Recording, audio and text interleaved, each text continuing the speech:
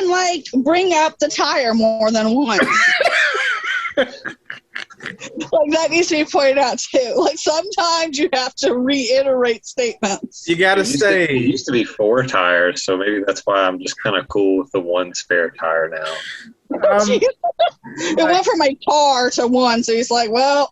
Yeah, we actually had a full car in the living room. He decided to take it all down and leave 1 tire.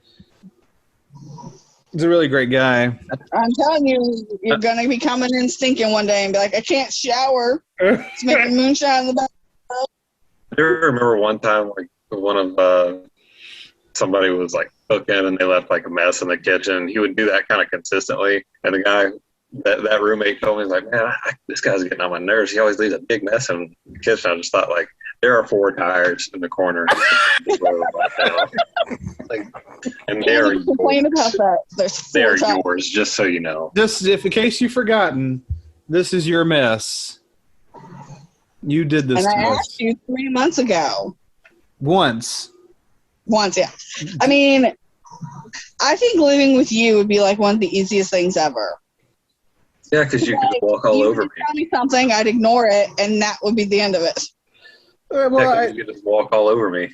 Well, see, I wouldn't take that advantage. I think you're a little more laid back, and you don't get upset about things. But like these people are just using your hospitality.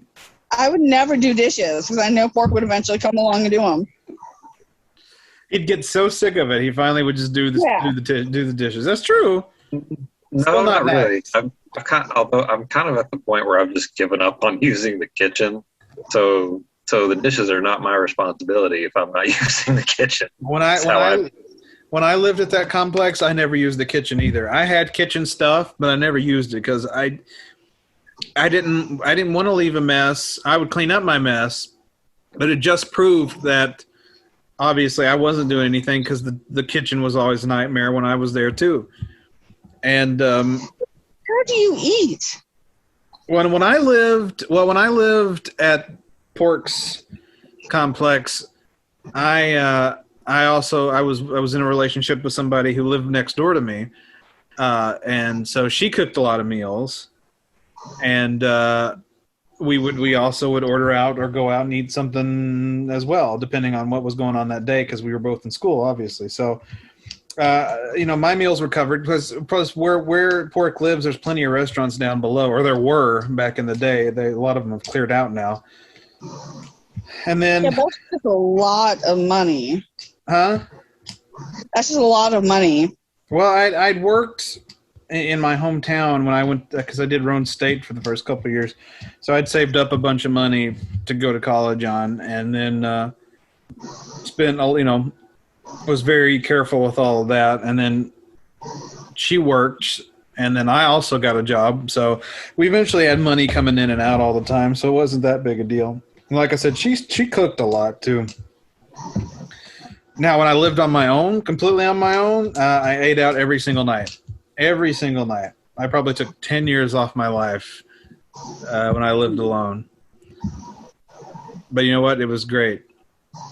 But I also had when I lived at P.O.R.C complex, I did have one instance where over the summer, one of my roommates subletted to somebody, and then that person brought in about 4 other people.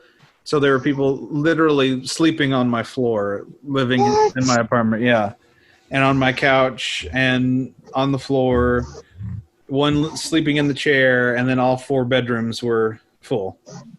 Man, you're all making the Craigslist Nazi not sound so bad. I would have went with that at work.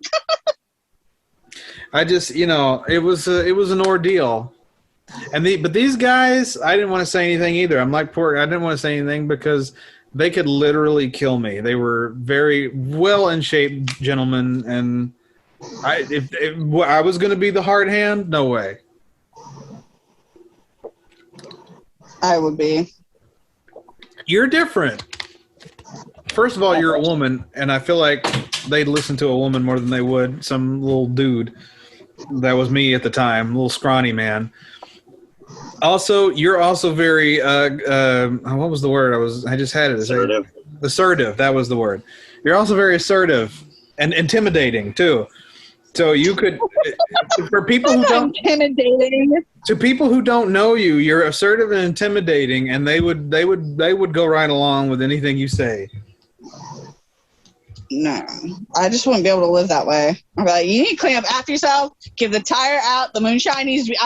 Either you like scoop it up in your mason jars now, or it's going down the drain. Make your decisions. I'm paying rent here. I'm not going to live in this filth. I ate corn on the cob. I don't drink corn from a jar. Get rid of it. I bet. I mean, like, all that would do, I think, is they'd make like prison hooch in their bedroom. That like has that kind of luck when it comes to roommate. He does. They come home and go, "What's that smell? Don't touch it." And don't tell nobody. Exactly. Don't tell nobody. It's my prison hooch. Are you going to use them orange pills? I'm going to go sleep outside because that's what I'm used to. I mean, he is like, one step away from that if he's lucky. Yeah. He'd be lucky to get Woods Livin to live with him. No. No. Not living with that man. Like, no property. Like, Yeah, no property. The one piece of property he had, he managed to get impounded within a week of getting it. So, no. Oh, poor Woods Livin. I know everybody else is fine, but he just can't put up with that. Woods Livin's life never gets better. When can his name change to Better Livin'? That's what we want to know. I don't know if there's a chance. He's pretty old to not have made improvements. That's true. He's in his 50s and he still lives in the woods. Yeah, at some point you just got to accept that. At some point You are.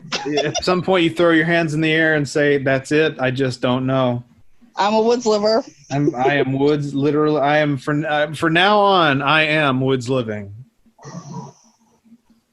Oh, what a life! You want to be Woods Living, Pork? No, Why not? because I don't want to.